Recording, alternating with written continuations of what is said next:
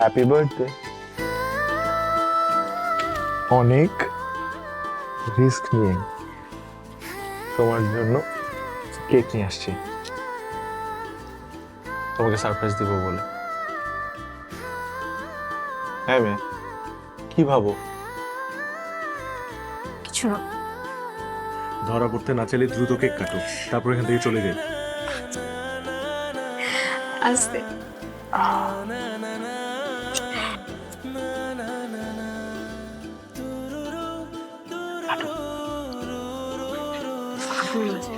Happy birthday to you, happy birthday to you, happy birthday dear লি।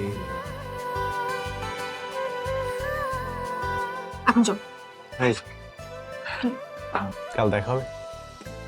না চল। এই